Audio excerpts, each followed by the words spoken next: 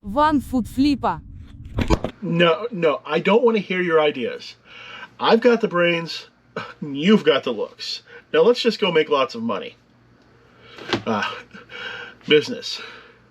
Speaking of making lots of money, a few months ago I talked about trying to up that average sale price in your store.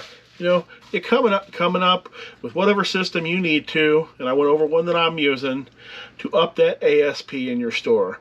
And part of it, for me, is having an equal number of items in my store at all times and a little bit of a draft bank. That way I know that when I'm full, I can only look for above average items. I don't need to scrape the bottom of the barrel. The only time I need to scrape the bottom of the barrel is if I fall way below the number of listings that I want to have. And I've also talked about how it takes a long time for a big change to work its way through a big store, much less a small change. And I've been doing that for months, and it took, months to really start showing up, but it is showing up. Last night, I very briefly crossed over 13K total revenue last 30 days. That is among all sites. I was only at 11 something on eBay because I am doing some cross listing now. I've got a link to crosslist.com down below if you want to use it. They do not pay me for giving a message, but they do give me a little bit of money if you purchase off my link, and it'll get you 30% off. But 13K last 30 days. And we've also been going over once a month my general net worth, not counting my paid for house or any of my cars, because for some reason that just pisses a lot of people off. We're only talking about the money in my accounts. Right now, it sits at $133,197. That is an increase of $6,373 over the last 4 weeks. Now, it takes a lot of time to get to the point where your money is making more money for itself.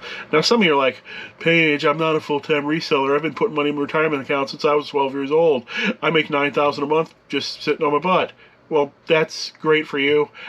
I didn't start until last year.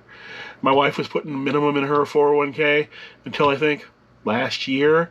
So we started at about 20 in her 401k and nothing else.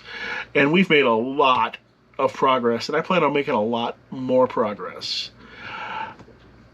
I plan on eventually, indeed, claiming that millionaire title, although the millionaire, by the time I claim it, is not going to be the same thing a millionaire was, back when I first thought of the idea. Remember when a millionaire meant something? It didn't just mean that you owned a small house in someplace in California and then had to worry about it catching on fire, but that's a whole different thing. Okay, now we're going to look at a store of somebody who's not doing that. We're going to call this guy Timmy. I assume he's a guy based on what he's selling. I could be wrong. I'm going to show you pictures here, but I've got his store name blurred out because last time I talked down about a specific store, one of you reported me for cyberbullying. There will be no cyberbullying here on this channel. I am talking about who knows who I'm talking about, because we don't know. This could all be a lie. I could have made these screenshots up. ChatGPT made all these screenshots up. So let's look here. Timmy, he specializes in cards. Particularly, he specializes in anime-based cards, which is a difference because the anime-based card customers are amongst your worst customers on eBay. He doesn't sell any Magic cards or sports cards. Nope, it's strictly Pokemon, Yu-Gi-Oh, and other things with Japanese cartoons associated with them. And looking at the screenshot, you see, look at this 99-cent card here, and you look over here at available inventory, and you see how it's all pegged right there. It's got a 26,000 item store that's almost all 99 cent or best offer, because he'll take less for these cards shipped. And Timmy's base dead loss is 29 cents per order. And he doesn't do anything to encourage multi-card orders. It's hard to get multi-card orders anyway. But when you're 99 cent free ship, it's really hard to encourage anybody make multi-card orders because there's no benefit to them for doing so. Now, Timmy did have some revenue that wasn't shipped out of a loss. Let's look over here. Oh yeah, I want to see 26,000 listed, and he's got 7,500 sold in the last 90 days. Huge sales numbers. Now he does have a few items not sold as a loss. See, you've got this lot of 45 Funko Pops. I'm actually going to call that a loss anyway. I doubt he got 45 Funko Pops without investing that $150 in them. So I'm going to say he still lost money on that.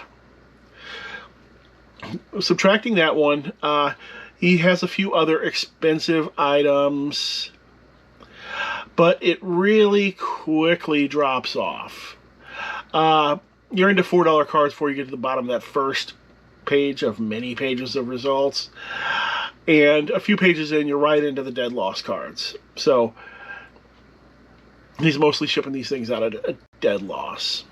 However, I did look it over, and he had about $1,500 in revenue that was not shipped out at a dead loss. Hey, that's not bad, right? Timmy made $1,500. Not bad until you figure in his expenses. He spent $2,175 on shipping out cards at a loss. So he starts $2,175 in the hole. But we can add in his profitable part of his business, right? $1,500 worth of items sold over the break-even point. Gets him up to a $675 loss for 90 days. But don't forget about final value fees on those other items. That's another $200 in expenses. And the eBay store subscription he has to maintain to have that level of inventory, it's about another $200. So Timmy is at a total loss of $1,075 over 90 days. Now those numbers are assuming Timmy has no other expenses. Nothing. No storage, no fuel. He got every bit of his reselling equipment for free. None of it ever breaks. He gets all his products for free, and somebody else pays all the bills associated with all of this. Yu-Gi-Oh! Comes out of the sky and hands him a computer, a connection, and a cell phone to do all this with. Pikachu gave him a camera, and it was all free. And if he's using top loaders, which I did not account in this, I assumed he wasn't. If he's using top loaders, then Charizard is giving him thousands of top loaders for free. Those would have made his losses even much higher because they're 5 to 10 cents each, depending on what brand you buy. But Charizard brings him his for free, so he doesn't have to. Now, in going through all this, I'm going to assume that Timmy is at Reseller Nirvana, and he lists the same number of cards that he sells. And at the prices he's selling them at, I would hope that he's not overlisting, but he probably is, because the thing about minimum dollar cards is nobody really wants them, so you end up listing more than you sell. But I'm assuming that he is better than that. So every morning when he wakes up, Timmy lists 84 cards. Then he files away 84 cards.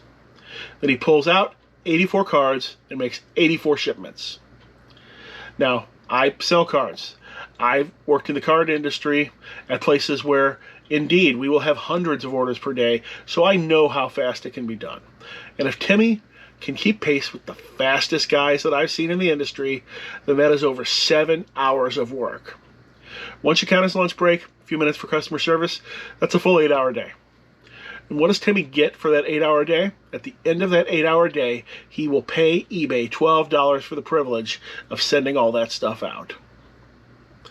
That's right. Working 8 hours a day to lose $12 a day.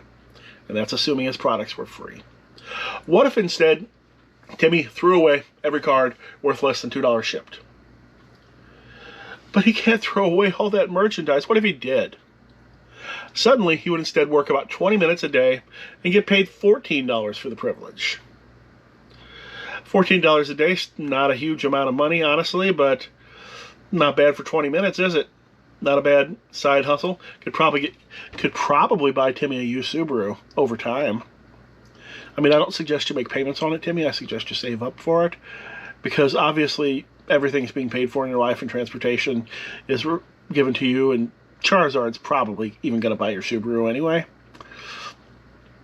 But Now imagine if Timmy took that other 7 hours and 40 minutes that he has per day and put it into trying to get more expensive and better merchandise instead of trying to sell crap.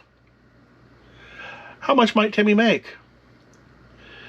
I mean, Timmy manages to make $14 every 20 minutes on his good stuff. It's $42 an hour on good stuff.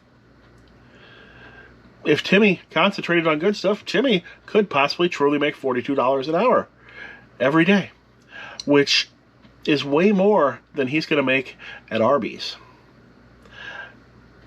And he must have a job at Arby's in addition to spending 40 hours a week selling cards. Sorry, not 40 hours a week, 54 hours a week selling cards. 56, I'm bad at math. Although I did all this math on the calculator, it was just that math that I'm bad at. 56 hours a week selling cards, plus his full-time job at Arby's. At least his mom's proud. Now, what is helping me basically give myself record numbers? I may have had a $13,000 month before in the early days because I did have some incredible buys. So I may have done that before, but certainly not in the last few years. What's been helping me there is I'm avoiding the crap to begin with. I still do have that card store, $2.99 minimum, mind you, plus shipping. So way much bigger margin than Timmy, but I do one card, one out. If one sells, I put another one in. So I invest very little time in that. Wasn't worth setting it up but in the first place, but it is worth continuing forward. But with everything else, I'm not buying the crap in the first place. If I don't have, not going to pick the crap up off the shelf. If I end up with the crap in a bulk buy, I take all the happy craps and I sort them into a box. Oh, look, here's a bunch of similar happy craps, and I sell it as one thing. So instead of me wasting my time on 50 listings that aren't going to sell, that 42 of them will never sell, and the other ones will net me $1 each, I sell them in one shot, in one box, to somebody who actually wants a bunch of happy crap, and it's out of my life and it stops making a mess. Oh, another thing, I want to show you a piece of equipment here that has made a difference in my life when it comes to my desk. This thing. I got this thing at the bins because I like to look for homeschooler stuff because I think that's good resale stuff, because a lot of homeschoolers are into reselling and a lot of them are cheap too. But I ended up using it for myself, and that is allowing me to keep an incredibly clean desk now. That's incredibly clean for me because I can put all those things in the various pockets, like, knives and Kevin's cell phone number and the glasses I'm always losing, stickers, batteries, brushes, everything. That one minor wall of pockets has been a game changer for me. Do you know anybody who's been changing their game lately? So, tell them about this channel. Could use the subs. Thanks, and hope to see you again soon. See, that's One Foot Flipper's nonsense video. So, now that it's just us, one of my friends brought up to me the other day that on some very popular picking channels he watches, because I don't personally watch picking content anymore for the most part, he notices that the pickers are consistently putting up comps that are either very optimistic, if they find this red cord, they put up the comp of the best red cord that's sold on eBay, or possibly one that's not even sold, or ones that just simply aren't the same item. They'll find this zinger, but it'll be half eaten, package will be open, half it'll be eaten, and they will put up a comp of a brand new vintage zinger that's graded. How do you feel about that? Is that dishonest? Do you care? Let me know about it in the comments.